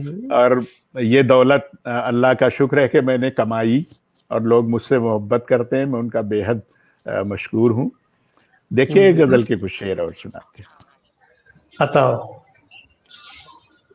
کل بھی دکھ تھے، آج کل بھی بھی دکھ. دکھ ہیں. ہاں ہاں. کل بھی کل بھی دکھ تھے، دکھ آج ہے بھی آج دکھ بھی ہیں. دکھ ہے. پھر بھی دکھ کی مار کا ڈر. کیا بات ہے. کل بھی دکھ تھے آج کل بھی بھی دکھ. دکھ تھے، آج بھی دکھ ہیں. پھر بھی دکھ کی مار کا ڈر. جانے کیوں ہے سر پہ مسلط، دل میں بھرا بیکار کا ڈر. واہ کیا بات. کل بھی دکھ تھے، آج بھی دکھ ہیں. پھر بھی دکھ کی مار کا ڈر. جانے کیوں ہے سر پہ مسلط، دل میں بھرا بیکار کا ڈر. اور شعر دیکھیے کہ پیر پیمبر کچھ کہتے ہوں، دنیا کی پیر. تو ریت ہے یہ. واہ، پیر پیمبر کچھ کہتے ہوں. پیر پیمبر کچھ کہتے ہوں، دنیا کی تو ریت ہے یہ. جھوٹ بکو تو حلوے مانڈے، سچ بولو تو دار کا ڈر. واہ. پیر پیمبر کچھ کہتے ہوں، دنیا کی تو ریت ہے یہ. جھوٹ بکو تو حلوے مانڈے، سچ بولو تو دار کا ڈر. اور میں کوئی تیراک نہیں تھا، لاچاری کا مارا تھا. واہ. میں کوئی تیراک نہیں تھا، لاچاری کا مارا تھا. دوست اگر اس پار کا ڈر تو دشمن تھے اس پار کا ڈر. واہ. میں کوئی تیراک نہیں تھا، لاچاری کا مارا تھا. دوست اگر اس پار کا ڈر تو دشمن تھے اس پار کا ڈر. اور شہر پہ خوف کا سایہ رہنا کوئی انوکھی بات نہیں. کیا بات ہے کیا بات. واہ. شہر پہ خوف کا سایہ رہنا کوئی انوکھی کوئی. بات نہیں. اور شہر پہ اب کے سایہ فگن ہے، خوشیوں کی الغار کا ڈر. کیا بات ہے. شہر پہ خوف کا سایہ رہنا کوئی انوکھی بات نہیں. شہر پہ اب کے سایہ فگن ہے، خوشیوں کی یلغار کا ڈر. اور پھر یہ سارا شور شرابہ، یہ ہنگامہ کیوں یاور. واہ واہ واہ کیا بات ہے. پھر یہ سارا شور شرابہ، یہ ہنگامہ کیوں یاور. جیت کا ڈر جب ایک طرف ہے، ایک طرف ہے ہار کا ڈر. واہ. پھر یہ سارا شور شرابہ، یہ ہنگامہ کیوں یاور. جیت کا ڈر جب ایک طرف ہے، ایک طرف ہے ہار کا ڈر. کل بھی دکھ تھے، آج بھی دکھ ہیں. پھر بھی دکھ کی مار کا ڈر. جانے کیوں ہے سر پہ مسلط، دل میں بھرا بیکار کا ڈر. بہت ہی بہت بہت خوبصورت. شکریہ، اب بہت میں بہت کیا شکریہ. کہوں، چونکہ جس طرح سے آپ نے ہمارے معاشرے کی، ہمارے ملک کی، ہمارے شہروں کی، ہمارے انسانوں کی، بلکہ میں کہوں گا کہ تمام اسلاف میں رہنے والے ہوں یا اعلیٰ اقدار کے مالک ہوں، جو بھی آپ نے عکاسی کی ہے ان تمام اشعار میں، وہ قابل ستائش ہے، قابل تعریف ہے. بہت بہت شکریہ، بہت بہت ہی بہت خوبصورت. شکریہ. چونکہ میں دیکھ رہا ہوں ہمارے ناظرین نے بھی بہت ہی پسند فرمایا یہ کلام بھی. اور اس سے پہلے کہ ہم اور بھی کچھ سنیں، لیکن مجھے یہ خیال آ رہا ہے کہ اتنا جی معیاری شاعر جب نثر لکھتا ہے، یعنی یہی یعقوب یاور دو حصوں میں بڑھ جاتا ہوگا، ایک طرف شاعر، ایک طرف ناول نگار. تو کبھی آپس میں ان دونوں نے لڑا اور کہیں شعر کے تخیل نے پرواز باندھی ہو اور یہاں کسی ناول کا کوئی قصہ حاوی ہو رہا ہو، ایسے میں آپ نے کس کو زیادہ اہمیت دینی چاہیے؟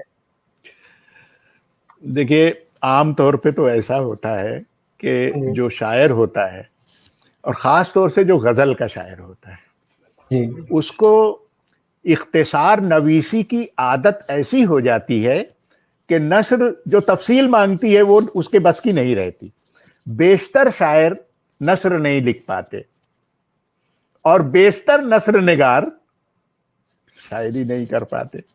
تو یہ دو الگ الگ. لیکن شاعری کے سلسلے میں یہ مانتا ہوں, میرا ایسا یقین ہے کہ یہ ایک خدا داد ملکہ ہے, اور جو موزونی طبیعت ہوتی ہے یہ خدا داد ہے, اس کو سیکھا نہیں جا سکتا. ہاں, اگر کوئی شخص موزوں طبع ہے تو وہ اپنے شاعری کو اپنے تجربے سے, مطالعے سے اور نکھار سکتا ہے اور بہتر کر سکتا ہے. لیکن جو بنیادی طور پر موزوں طبع نہیں ہے وہ شاعر نہیں ہو سکتا ہے. یہ اب رہا یہ کہ بھئی ادب سے دلچسپی تو کسی کو بھی ہو سکتی ہے, ضروری نہیں ہے کہ وہ شاعری کی طرف آئے, وہ کسی اور طرف جا سکتا ہے, دوسری صنف کی طرف آ سکتا ہے. لیکن پتہ نہیں میں تو کیا بتاؤں اور کیسے بتاؤں کہ مطلب یہ کہ یہ کیسے ممکن ہو پاتا ہے کہ نثر لکھنے آتا ہے آدمی تو شاعر نہیں رہتا, اور شاعری کرنے کے لیے آتا ہے تو نثر نگار نہیں رہ جاتا. وہ تصور آپ کو ایک طرف رکھ دینا پڑتا ہے.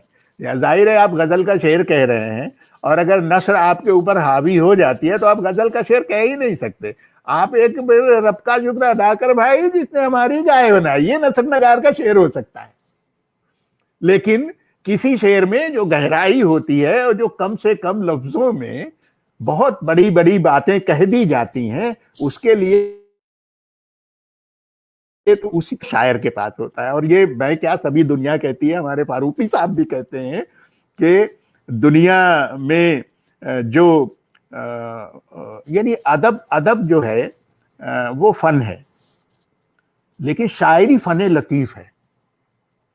شاعری جب فن لطیف ہے تو اس کا مطلب یہ نہیں ہے کہ ناول بھی فن لطیف ہے, بالکل فن لطیف نہیں ہے, وہ فن ہے, وہ ادب ہے. لیکن ادب کی ہر صنف فن لطیف نہیں ہے. شاعری کا مرتبہ بہت بلند ہے. شاعری وہاں چلی جاتی ہے جہاں موسیقی, مصوری اور بت تراشی اور یہ فنون جہاں پہ جمع ہوتے ہیں, اس کے سب سے بلند مرتبہ شاعری کو حاصل ہے. اس لیے کہ جو اس کو سمجھنے والے لوگ ہیں وہ جانتے ہیں کہ فن لطیف میں جو مراتب کا تعین ہوا ہے وہ اس بنیاد پر ہوا ہے کہ کس فن میں کتنے کم ٹولز کا استعمال ہوتا ہے, وہ اتنا ہی بلند مرتبے کی حامل ہوگی. تو آپ سنگ تراشی لے لیں, اس میں یہ کہتے ہیں فن لطیف کے جاننے والے لوگ کہ جب وہ چھینی اور ہتھوڑی لے کر مجسمہ تراشنے کی کوشش کرتا ہے تو اس کے تصور کو بہت بدل جانا پڑتا ہے, اس لیے کہ وہ جو کھٹر پٹر کی آواز ہوتی ہے چھینی اور ہتھوڑے کی, وہ بار بار اس کو ڈسٹرب کرتی ہے, اور اس کے تصور میں جو امیج ہوتی ہے وہ ویسی نہیں آ پاتی. اور ہر فن میں ایک رقص ہے, موسیقی چاہیے اس کے لیے, موسیقی ہے اس کے لیے آلات چاہیے. ہر فن لطیف میں کچھ شاعر یہاں سے سوچا اس نے اور یہاں سے نکالا اس نے, کسی ٹول کی ضرورت نہیں پڑتی ہے.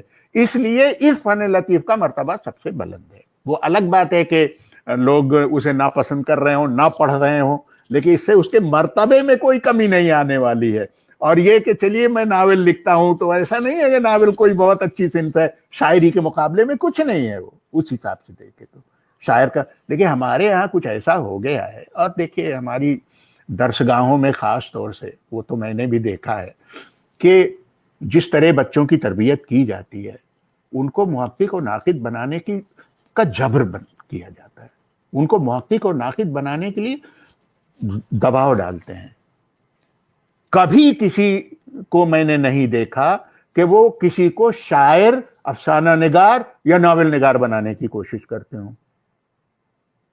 یہ ایک بہت بڑا ڈرا بیک ہے. آواز نہیں آ رہی ہے آپ کی؟ جی ہاں ہاں, میں نے یہ دیکھ رہا ہوں کہ ہر دوسرا تیسرا آدمی جو ہے آج شاعر بننے کی کوشش کرتا ہے, بلکہ شاعر ہے یا شاعر کہلواتا ہے. لیکن تخلیقی ادب کا جو معیار ہے, جو کریٹیوٹی ہے, وہ افسانے میں اس کا زیادہ نکھار ہے, شاعری میں بھی مطلب اگر کریٹیوٹی ہے, چونکہ ہمارے نصابوں میں تخلیق شامل ہو گئی ہے. تخلیق کیا ہے, کریٹیوٹی کیا ہے, تو آپ چونکہ شاعر بھی ہیں, ادیب بھی ہیں, فکشن سے تو آپ کا بہت گہرا تعلق ہے. اس کریٹیوٹی پہ میں چاہوں گا کہ مختصر سا کچھ آپ ایسا کوئی ہمارے ناظرین تک یا ہم جو پڑھنے والے ہیں, تخلیق کا صحیح معنی کیا ہے, تخلیق کیسے وجود میں آتی ہے؟ چونکہ اب جیسے میں بیٹھ گیا تو شاعر بن گیا، یہ شاعر اور جو ایک معیاری شاعر ہے، اس کے بیچ میں کیا تخیل ہی صرف کام کرتا ہے یا کچھ اور چیزیں بھی ہیں؟ نہیں، کسی ایک چیز کے بارے میں آپ نہیں کہہ سکتے. دیکھیں، منٹو سے کسی نے اس طرح کا ایک سوال پوچھا تھا اور اس نے بڑے آسانی سے کہہ دیا تھا کہ میں کاغذ کے اوپر 786 لکھتا ہوں اور پوری کہانی اپنے آپ ہو جاتی ہے. سمجھ رہے ہیں؟ یعنی اس کا کہنے کا مطلب یہ رہا ہوگا کہ میں کوئی تیاری ویاری نہیں کرتا اور بس بیٹھ جاتا ہوں قلم کاغذ لے کے اور لکھ ڈالتا ہوں. تو یہ منٹو کی اپنی خوبی ہو سکتی ہے، سب کے ساتھ ایسا نہیں ہوتا ہے. خیال کو ایک معمولی سا واقعہ آپ کے کسی بھی ناول، کسی بھی افسانے، کسی بھی شعر کا موضوع بن جاتا ہے. لیکن یہ ہے کہ اس معمولی سے واقعے پر جب فکر کی جاتی ہے، واقعے کو بیان کر دینا تھوڑی کریٹیوٹی ہے. کیا ہوتا ہے بھائی، میں بار بار اس بات کو اپنے کئی لیکچرز میں دہراتا ہوں کہ آپ نے ایک حادثہ دیکھا، آپ کی نظروں کے سامنے ایک ٹرک نے ایک اسکوٹر کو کچل دیا اور وہ سوار وہیں مر گیا. آپ گھر آئے اور آپ کی بھوک غائب ہو گئی، آپ کو رات میں نیند نہیں آئی. یہی قصہ جب آپ نے اپنے دوست کو بتایا دوسرے دن کہ میرے ساتھ ایسا ایسا ہوا، میری بھوک ختم ہو گئی، میں رات بھر سو نہیں پایا، بے چین تھا، تو دوست نے سنا، سنجیدگی سے سنا، گھر گیا، آرام سے کھانا کھایا، آرام کی چین کی نیند ہوئی. کیا فرق پڑ گیا؟ دونوں میں تو فرق ہو گیا نا. بات تو وہی تھی کہ ایک آدمی مر گیا ہے، تو ایک آدمی کو مرتے ہوئے آپ نے دیکھا ہے اور ایک آدمی نے اس کا تذکرہ سنا ہے جیسا وہ اخبار میں روز پڑھتا ہے. جی. تو بس یہ جو ادیب اور شاعر کا کمال ہوتا ہے وہ یہ ہوتا ہے کہ اس نے جس واقعے کو جس طرح سے محسوس کیا ہے اسی طرح سے محسوس کروائے سننے والے کو. یہی ادب ہے میاں. بہت کو ادب کا کمال ہی یہی ہے. انسان کو ادب کی ضرورت ہی اسی لیے پڑی. یہ تھوڑی ہے کہ ارے بھائی میں سڑک سے آ رہا تھا، وہ آدمی اسکوٹر میں جا رہا تھا، ٹکر ہو گئی، مر گیا. اس کو ادب تھوڑی کہتے ہیں. یہ معمولی واقعہ نہیں ہے، یہ ایک انسان کی زندگی گئی ہے اور آپ کو متاثر کیا ہے. جب آپ بتا رہے ہیں کسی کو، دوسرے آدمی سے اس کا ذکر کرتے ہیں، تو شاعر کی یہ ذمہ داری ہے یا ادیب کی یہ ذمہ داری ہے کہ وہ اس واقعے کو اس طرح سے بتائے، اس کے پورے پس منظر کے ساتھ اس طرح بتائے کہ سننے والے، پڑھنے والے پر وہی تاثر قائم ہو جو آپ پر قائم ہوا تھا. تب آپ کامیاب ہوئے ہیں. آپ کی تخلیق کا کوئی مطلب ہوتا ہے، ورنہ سب فضول ہے، کوئی مطلب نہیں ہے. آپ سیدھے سیدھے بتا دیتے. گویا کہ ہم یہ کہہ سکتے ہیں کہ کسی بھی واقعہ کا منون بیان ادب، لیکن اس کے بیچ ایک تخلیقیت یعنی وہی کریٹیوٹی، بالکل بہت وہ ضروری ہے. بہت ضروری ہے. اور یہ کریٹیوٹی آتی کیسے ہے؟ جیسے آپ کہتے ہیں، تو میرے ایک استاد نے، انگریزی کے استاد تھے، انہوں نے کہا تھا کہ دیکھو کریٹیوٹی کو آزمانا ہے کہ آپ کریٹیو ہیں کہ نہیں. تو آپ رات کے سناٹے میں اپنی چھت پہ جائیے 12-1 بجے، جب چاروں طرف سناٹا ہو، اور اس سناٹے پر 2 صفحے لکھیے. واہ، سناٹے پر صفحے، کیا بات. بہت. اور میں نے اس کو عملاً کر کے دیکھا کیونکہ میرے استاد نے کہا تھا، اور میں نے اس پر یقین کیا، اور میں نے دیکھا کہ جب آپ اس سناٹے کو زبان دینے کی کوشش کرتے ہیں تو اپنے آپ کریٹو ہو جائیں گے آپ. کیا بات ہے. یہی کمال چاہیے. بہت ہی خوبصورت آپ نے یہ جو اظہار کیا. یہ تو کیوں جب ہم اپنے بچوں کو سمجھانے کی کوششیں کرتے ہیں تو یہ ہمارے لیے ایک بہت ہی خوبصورت مثال ہو گئی. بے شک آپ کے استاد نے آپ کو بتائی تو ہمارے لیے آپ استاد کی حیثیت تو وہی ہے سینہ در سینہ. آج آپ کی یہ روایات، آپ کے یہ خیالات، احساسات نہ صرف میں بلکہ تمام ناظرین جو ہے محظوظ ہو رہے ہیں. لیکن ان ناظرین میں ایک نام، چاہے دیر سے ہی صحیح، لیکن شبنم خاتون صاحبہ، جن سے میں آپ کا نمبر لے کر آپ سے بات کر، وہ بھی یہاں آئی ہیں. کہتے ہیں کہ I am so lucky that Yaqoob Yawar sir is my teacher. تو بہرحال یہ ادب نوازی کا میں کہوں گا کہ بڑا میں کہوں گا کہ آپ کا حوصلہ، آپ کی یہ شفقت اور عنایت ہے، آپ کی محبت ہے جو آپ کے اس وقت जितने भी स्टूडेंट होंगे, जितने भी तालिब इल्म होंगे, वो यकीनन कहीं ना कहीं आपसे फैज़याब होकर आज अपनी दुनिया को संवारने की कोशिशें कर रहे होंगे। लेकिन यहाँ मैं, क्योंकि वक्त भी हो चला है हमारे प्रोग्राम का, आपकी वसातत से जो हमारी आने वाली नस्लें हैं, जो मौजूदा नस्लें हैं, उर्दू से जिनका ताल्लुक है, उर्दू की अहमियत और अफादियत को मद्देनजर रखते हुए उनके लिए कोई पैगाम, कोई खूबसूरत सा कोई मशवरा, उर्दू की अहमियत को मद्देनजर रखते हुए नौजवान नस्लों के लिए कोई पैगाम? देखिए, ये वक्त का तकाजा ये है कि इस वक्त ज़बान की तरवीज के लिए ज़्यादा मेहनत से काम करने की ज़रूरत है, तो और काम नहीं है। मसलन मैंने अपने मुलाजमत के बिल्कुल इब्तिदाई दिनों में इस सिलसिले से काम किया, तो मुझे बड़ी आसानी हुई। मेरा ये है कि आप अगर उर्दू जानते हैं तो थोड़ा सा वक्त निकालिए और आसपास जो लोग हैं, उनमें जो लोग उर्दू से रखते हैं, जिनके पास वसाइल नहीं है, उनको उर्दू सिखाइए। वो आपका बहुत मेरे कॉलेज में जब मैं था तो एक अकाउंटेंट थे, उस वक्त उनकी उम्र मेरे ख्याल में 50 साल रही होगी जिस वक्त मेरी मुलाकात हुई उनसे, और उन्होंने मुझसे कहा मैं उर्दू सीखना चाहता हूँ। अरे भाई, 1 महीने में वो आदमी पढ़ने लगा, वो बच्चा तो है नहीं जी, चीजों को नोटिस कर सकता था। 1 महीने, और उस बिल्कुल जैसे बच्चे लोग मेहनत करते हैं, घर में जाते हैं, उनके पोते पोती भी उनको चिढ़ाते थे, लेकिन उसके बाद भी उन्होंने सीख ली उर्दू, और मुझसे बच्चों वाली कुछ किताबें उन्होंने ली और मुझे रोजाना वो सुनाते थे, देखो मैं पढ़ने लगा, देखो मैं पढ़ने लगा। कहने का मतलब ये है, एक से उन्होंने अपने पोते को उर्दू पढ़ाई, मैंने उन्हें पढ़ाया, उन्होंने अपने पोते को पढ़ाया। कहने का ये मतलब है कि इस वक्त अगर आप वाकई उर्दू की तरवीज को लेकर संजीदा हैं, तो आप अपने आसपास के लोगों में से कुछ लोगों को जो दिलचस्पी रखते हो उर्दू पढ़ाइए। इससे बड़ा काम और कोई नहीं हो सकता। और ये बड़ी बड़ी बातें कि साहब ये यूनिवर्सिटी और ये देखो सामने प्राइमरी लेवल पर उर्दू इस वक्त बहुत कमज़ोर है हिंदुस्तान में, और कोई माकूल इंतज़ाम नहीं है प्राइमरी लेवल पर।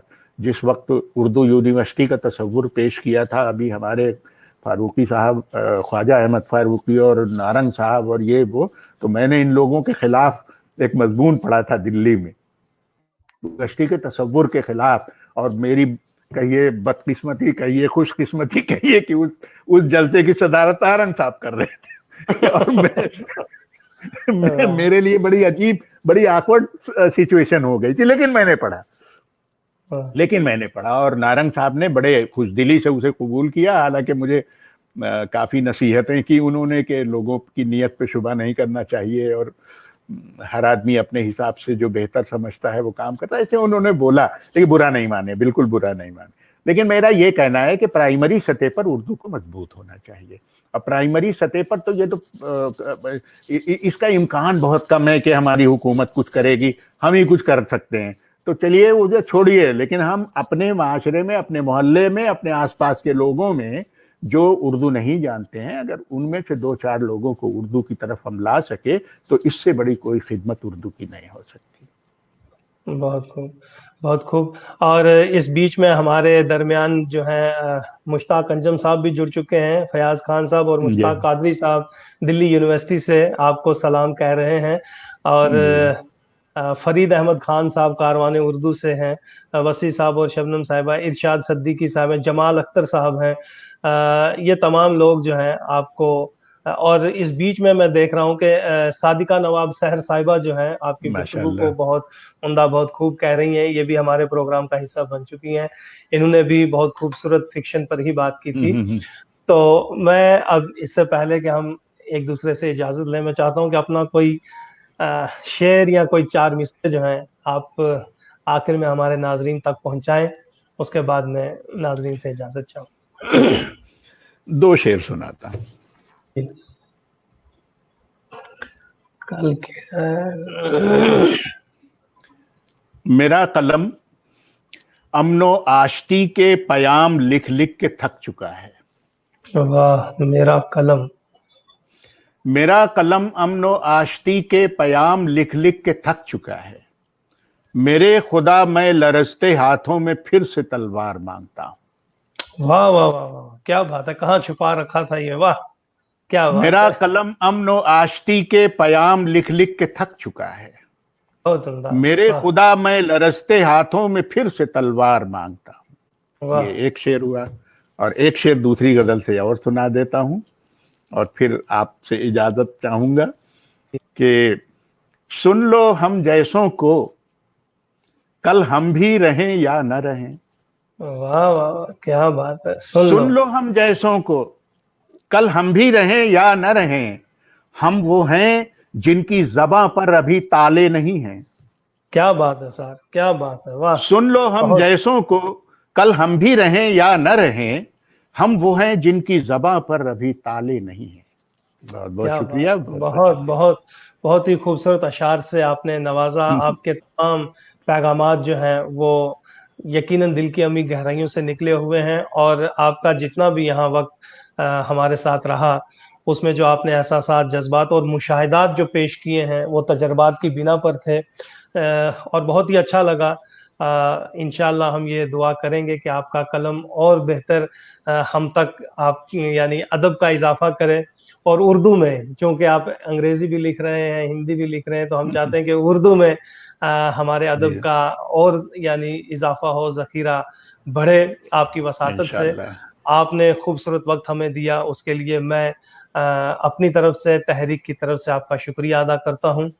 और अपने नाजरीन को भी बताता चलूं कि नाजरीन, आज आप जिनके रूबरू थे, या जो आपके रूबरू थे, जिनको आप सुन पा रहे थे, उनके अशार सुने, नावल पर गुफ्तगू सुनी, फिक्शन पर बात हुई, तो ये थे हमारे मोहतरम याकूब यावर साहब बनारस से। तो कल हमारे मेहमान जो हैं ये जनाब अनीस जावेद साहब होंगे मुंबई से। फिल्म और सीरियल निगार हैं, ड्रामा निगार हैं, मजमून भी लिखते हैं, सहाफ़ी भी हैं। आज भी हमारे साथ जुड़े हुए हैं, कल भी, यानी वही हस्बे मामूल 5 बजे हमारा प्रोग्राम देखना ना भूलिएगा। तो जब तक के लिए मुझे और मेरे मेहमान प्रोफेसर याकूब यावर साहब को दीजिए इजाज़त। शब्बा खैर, खुदा हाफिज। बहुत बहुत